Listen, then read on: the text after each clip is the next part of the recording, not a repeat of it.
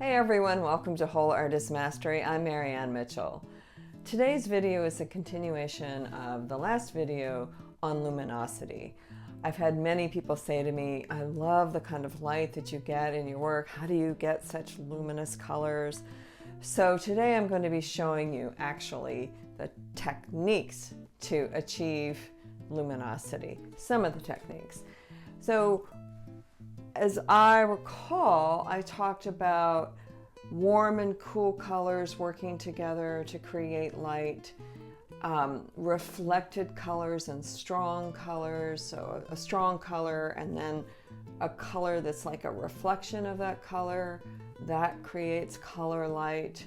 So for me, the term color light is another way of saying luminous color.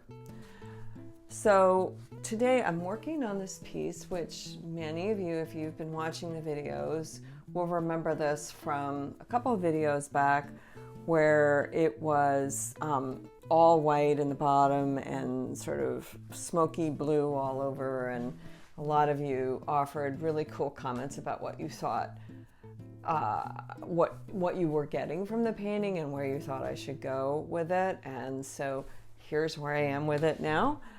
And I'm very much liking what's happening, and I want to push the color light even more. So what does that mean? Here there's white, but it's a warm white, and if I put just a little bit more yellow in this area, and a little bit more lavender here, purple and yellow are opposite each other. So by doing that, and having the yellow be just a little bit brighter than the purple, then they're going to be playing with each other to create color light. Then we'll move over here after we do this, because what this relationship does will affect how we see this area and what to do about creating light there. The first thing I'm going to do is show you how much. So this is actually walnut galkid oil, which is a faster drying oil than just plain walnut oil. It's made by M. Graham and Company. So I put it in this little dropper bottle. Makes it a whole lot easier to use just a tiny bit of oil, because you really only need a tiny bit of oil here. So my objective is to have this be, right now there's no medium in this. So I want it to be just a little more spreadable, a little more open, so that it glides across the white area as opposed to being a patch on the white area. So I'm going to start with one drop. Whoops, well, that was two. So we'll see how that turns out. You always want to start with less. You can always add more. If you start with a lot, you're totally unable to take it out, and you end up with a whole bunch of paint that's less than desirable. So I think that's pretty good. I'm going to take my synthetic Princeton 6100 brush. It's a Summit series, and this is a flat brush, size 16. And just put some of the paint on the edge here. And so I'm picking up the yellow. And I'm going to very lightly brush the surface of the white, warm white here, just to make it a little more yellow here. And I'm going from bottom to the top, and then I'm going to go from top to bottom in the opposite direction, which blends the color more effectively, like that. And I can diffuse that in a little bit, but first I want to put the purple, just make this a little stronger as I'm making this a little stronger, a little more yellow. And then if I want to make this edge more diffused than it is, I can come in and pull at the edge backwards like this, and then go in a circular motion here, and that way it makes this in a regular edge and gives it a more organic look.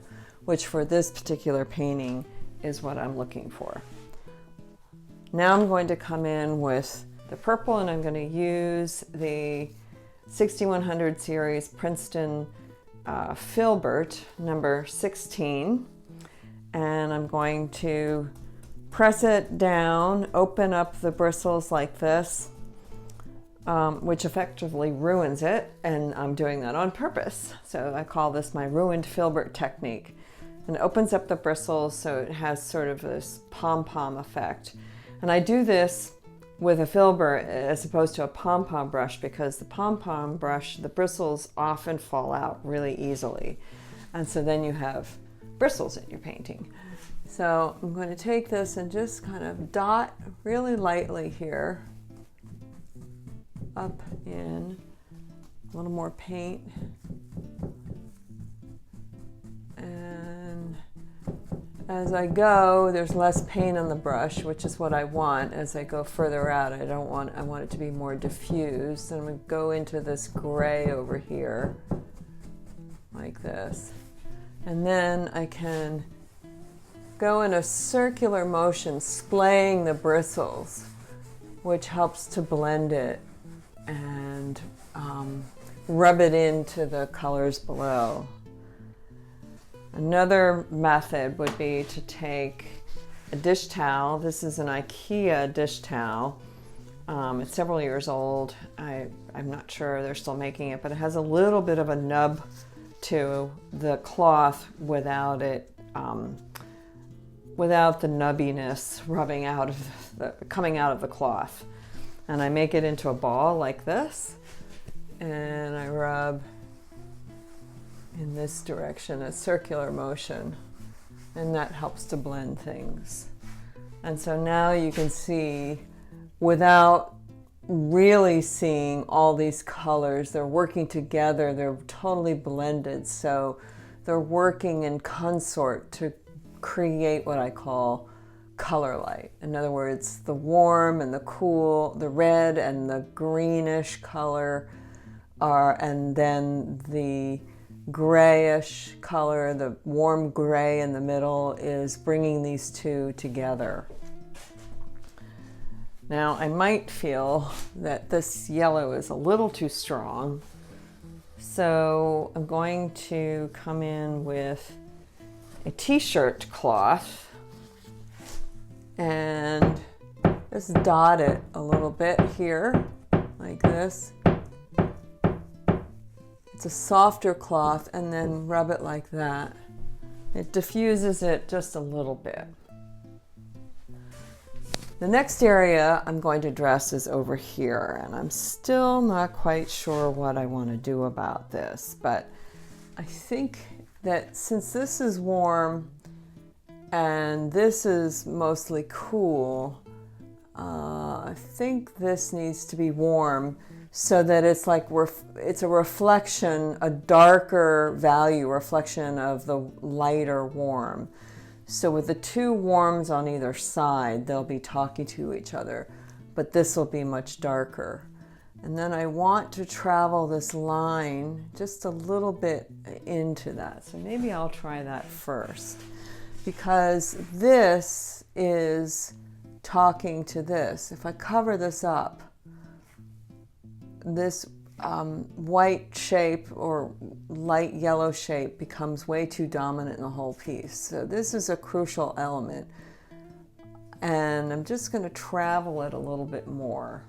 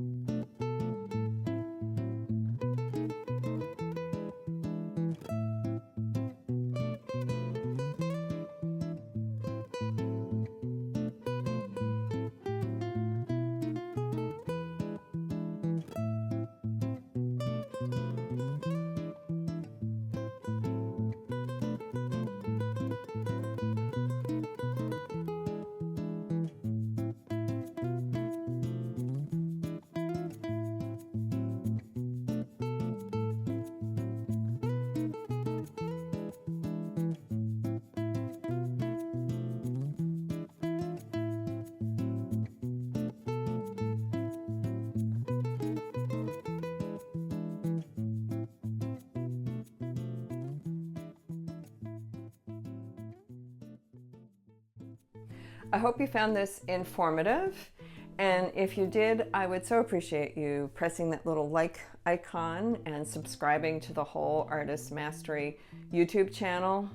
And you'll become part of the Whole Artist Mastery community, which is attracting artists who are owning their authentic voice and developing their own visual language that conveys their unique voice.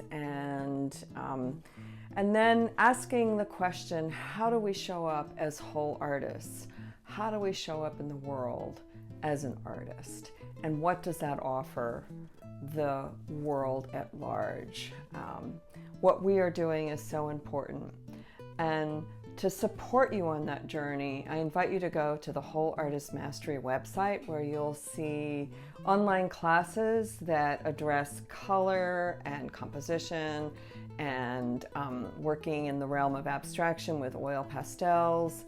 And they're very informative. There's a lot of material there for you to learn from.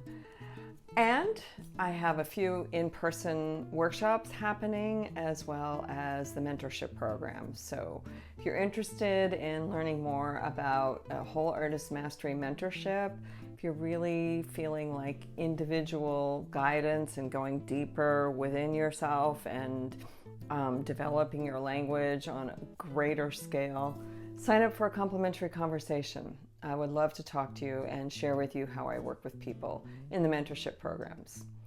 Okay, that's it. I'll see you next time. Thanks very much for watching.